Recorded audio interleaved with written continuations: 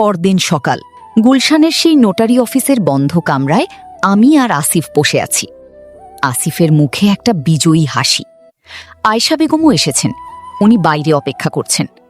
উকিল ভদ্রলোক কাগজটা এগিয়ে দিলেন। ভাবি, এখানে একটা সই দিন, তাহলেই ভাইয়ের প্রমোশনটা হয়ে যাবে। আমি কলমটা হাতে নিলাম। আসিফ আমার দিকে তাকিয়ে বলল, তাড়াতাড়ি করো মায়া, আমার অফিসে মিটিং আছে। আমি কলমটা কাগজের ওপর ধরলাম। ঠিক তখনই আমার ফোনটা আবার কেঁপে উঠল। স্ক্রিনে একটা মেসেজ ভেসে উঠল, একটা অচেনা নাম্বার থেকে। মেসেজটা ছিল একটা ছবি।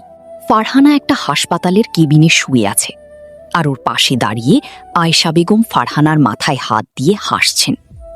নিচে লেখা, আমাদের রাজপুত্র পৃথিবীর আলো দেখেছে। তার মানে ফারহানার বেবি শাওয়ার নয়, কাল রাতেই ওর ডেলিভারি হয়ে গেছে। আর ওরা আজকে আমাকে দিয়ে এই কাগজে সই করিয়ে আজ রাতেই বাড়ি থেকে বের করে দেবে। আমি কলমটা টেবিলের ওপর রাখলাম, সোজা হয়ে বসলাম।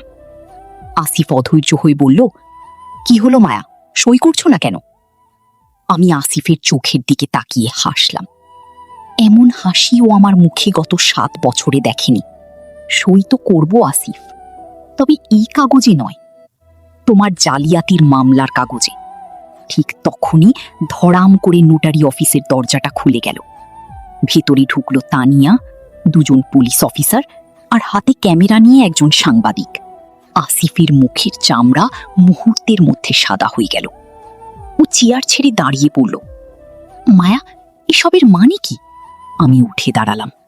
ব্যাগ থেকে বের করলাম গত 12 মাসের ব্যাংক স্টেটমেন্ট, ফারহানার পাঠানো সেই ভুলের মেসেজের স্ক্রিনশট এবং আমার অ্যাকাউন্ট থেকে চুরি করে করা সমস্ত খরচের প্রমাণ। এসবের মানে খুব সহজ আসিফ, আমি শান্ত গলায় বললাম। তুমি আর তোমার মা মিলে যে জালিয়াতির জাল বুনেছিলে, আজ সেটা ছিঁড়ে ফেলার দিন। বাইরে থেকে আয়েশা বেগম হন্তদন্ত হয়ে ভেতরে ঢুকলেন।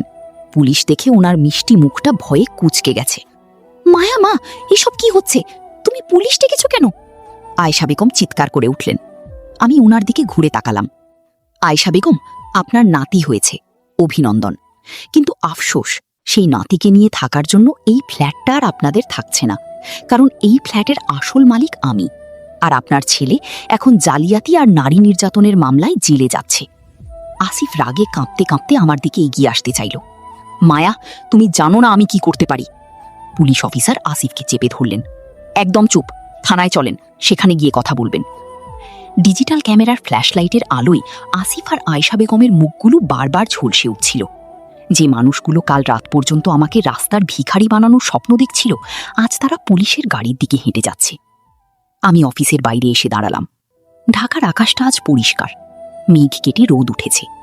আমি পেটে হাত রাখলাম, মনে মনে বললাম, মা, আমরা জিতে গেছি। তোকে স্বাগত জানানোর জন্য তোর মা এখন সম্পূর্ণ স্বাধীন। আসসালামু আলাইকুম গাইজ, মায়া গল্পটা এখানেই শেষ। ফলো অ্যান্ড ইউটিউবে সাবস্ক্রাইব করে রাখো, আরও নতুন কিছু আসতে চলেছে। সো ভালো থেকো প্রিয় মানুষেরা, দেখা হবে আবার নতুন কোনো গল্পে। আল্লাহ হাফিজ।